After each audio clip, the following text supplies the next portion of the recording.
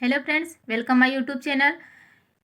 पटवारी में एक और कार्य होता है जो चकबंदी होता है। जो चकबंदी क्या होता है, एक इम्पोर्टेंट होता है। तो यहाँ पर हम इसमें क्या देखेंगे, इस वीडियो में आप चकबंदी के बारे में जानोगे। चकबंदी क्या होता है? चकबंदी एक राज्य, देखो चकबंदी क्या होती है कि जो चकबंदी होती है राज्यों की कल्याणकारी योजना होती है। ये कल्याणकारी एक योजना है जिसमें भूमि के छोटे छोटे टुकड़ों को मिलाया जाता है। कई किसानों को भूमि अलग अलग स्थानों पर छोटे छोटे टुकड़ों में हो, जैसे कई किसानों की जो भूमि होती है अलग अलग स्थानों पर छोटे छोटे टुकड़ों में होती है, तो उसे एक साथ करना ही क्या कहलाता है? चकबंदी कहलाता है। इनको एक जगह कर दिया जाना ही क्या होगा? चकबंदी हो जाएगा। देखो जैसे एग्जाम्पल के लिए, अगर एक किसान होगा, एक किसान या फिर दो किसान या फिर 10 किसान, सब किसानों की जो भूमि होगी, भूमि चकबंदी में क्या होगा कि जो 10 छोटे छोटे किसान होंगे, सभी किसानों की भूमि को एक साथ करना, सभी किसानों की भूमि को एक साथ करना ही क्या कहलाएगा? चकबंदी कहलाएगा।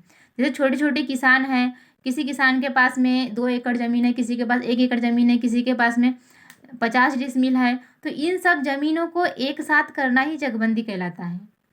चकबंदी क्या होती है? एक कल्याणकारी योजना होती है। लेकिन देखो यहाँ पर जो बहुत सारे किसान होते हैं, इस मतलब ये योजना उनको पसंद नहीं होती, क्योंकि कुछ लोग बोलते हैं कि हमारी ज़मीन अधिक थी।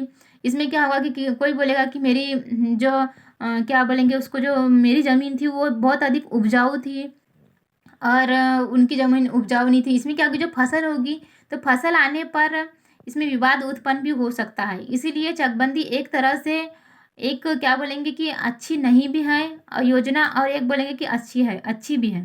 ठीक है, इसमें क्या होता है कि जब फसल आएगी तो फसल आने पर कुछ लोग बोलेंगे कि हमारी ज़मीन अधिक थी तो हमें कम मतलब फसल हुई, आपकी ज़मीन उसमें कम थी, तो इसमें भी एक विवाद उत्पन्न हो सकता है। तो चकबंदी एक प्रकार से क्या बोलेंगे, बहुत किसानों को पसंद भी नहीं होती है और कुछ लोगों को पसंद भी होती है। तो इसमें देखो एक ऐच्छिक होती है। जैसे चकबंदी की प्रक्रिया निम्न प्रकार की होती है। देखो ऐच्छिक, जब किसान अपनी इच्छा से चकबंदी के लिए सहमत हो जाए तो ऐच्छिक चकबंदी होती है। किसान नहीं करता, सरकार करता है। देखो यहाँ पर जो चकबंदी होती है, इसमें क्या होता है कि जो ऐच्छिक चकबंदी होती है इसमें किसान अगर सहमति हो जाए, देखो ऐच्छिक चकबंदी में क्या होगा कि जो किसान होगा अपनी इच्छा के अनुसार अगर चकबंदी करता है, यानी अगर जो 10 किसान है, 5 किसान है, अगर वो राजी है, वो कहेगा कि ठीक है हम सहमत है चकबंदी कराने के लिए, तो उसे क्या बोलेंगे? हम ऐच्छिक चकबंदी बोलेंगे। और अगर किसान राजी ही नहीं होता है तो उसे कुछ लोग जो सरकार होती है उसे अनिवार्य करवा देती है। जैसे भारत में प्रथम बार ऐच्छिक चकबंदी पंजाब में 1921 में की गई थी। जो ऐच्छिक चकबंदी है भारत में 1921 में पंजाब में की गई थी। जो ऐच्छिक चकबंदी है 1921 में पंजाब में की गई थी पहली बार। अनिवार्य चकबंदी, आंशिक अनिवार्य चकबंदी, पूर्ण अनिवार्य। देखो अनिवार्य चकबंदी 2 प्रकार की होती है। एक होती है आंशिक अनिवार्य चकबंदी और दूसरी होती है पूर्ण अनिवार्य चकबंदी। आंशिक अनिवार्य चकबंदी में क्या होता है, अगर किसान ग्रामीण क्षेत्र में अधिकतर किसान चकबंदी कराने के लिए सहमत हो जाते हैं। अगर किसी ग्रामीण क्षेत्र में अधिकतर किसान चकबंदी कराने के लिए सहमत हो जाते हैं तो शेष लोगों को भी कानून बनाकर चकबंदी के लिए सहमत किया जाता है। अर्थात उन किसानों की कानून रूप से चकबंदी करानी पड़ती है। देखो इसमें क्या होता है, जो आंशिक अनिवार्य चकबंदी होती है इसमें क्या होता है कि जो अधिकतर किसान राजी हो जाते हैं। जैसे समझ लो एग्जाम्पल के लिए 75% किसान राजी हो गए चकबंदी कराने के लिए, और जो 25% किसान है वो राजी नहीं हुए, तो इसमें क्या होगा कि जो सरकार होगी उसे अनिवार्य रूप से चकबंदी कराने के लिए बोलेगी। तो आंशिक मतलब इसमें क्या होगा कि जो कम किसान लोग राजी है और अधिकतर किसान लोग क्या हो गए कि अधिकतर किसान लोग तो राजी हो गए, लेकिन इसमें क्या हो गई, जो कम किसान है राजी नहीं है, इसलिए इसे आंशिक चकबंदी कहेंगे। इसमें क्योंकि कम किसान राजी है, कम किसान सहमत है, और इसमें अधिक किसान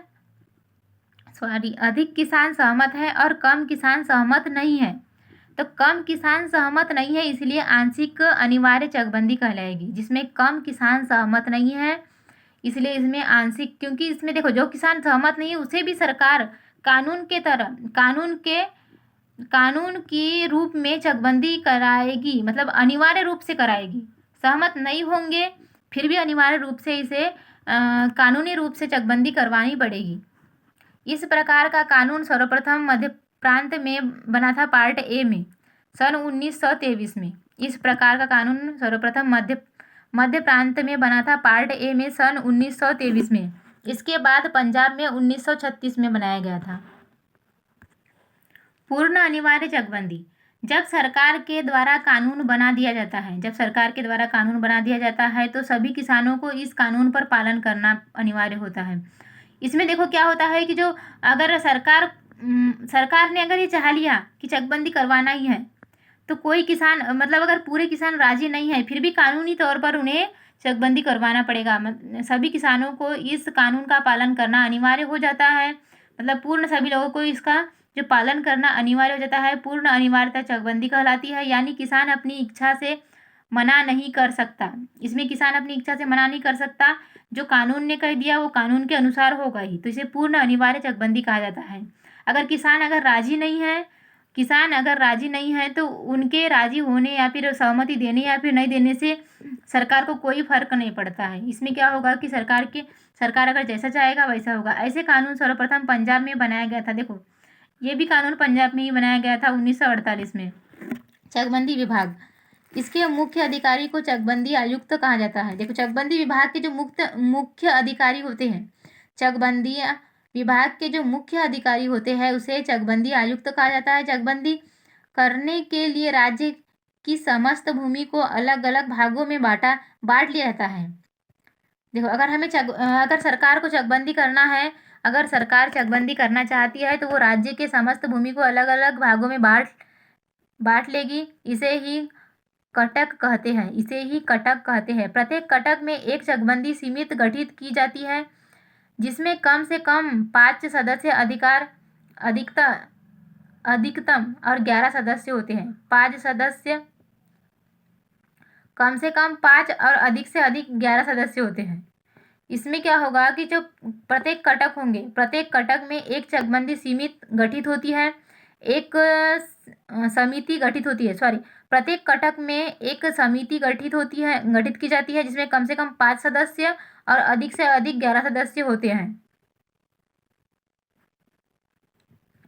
देखो चकबंदी विभाग फिर से एक बार, इसमें मुख्य अधिकारी को क्या कहेंगे? चकबंदी आयुक्त कहेंगे। इसके जो मुख्य अधिकारी होगा उसे चकबंदी आयुक्त कहेंगे। चकबंदी करने के लिए राज्य की समस्त भूमि को अलग अलग कर लिया जाता है और अगर समस्त भूमि को अलग अलग कर लिया जाए तो उसे कटक कहते हैं। और प्रत्येक कटक में एक समिति गठित की जाती है और जिसमें जो समिति होते हैं, समिति में कम से कम 5 सदस्य होते हैं और अधिक से अधिक 11 सदस्य होते हैं। ठीक है।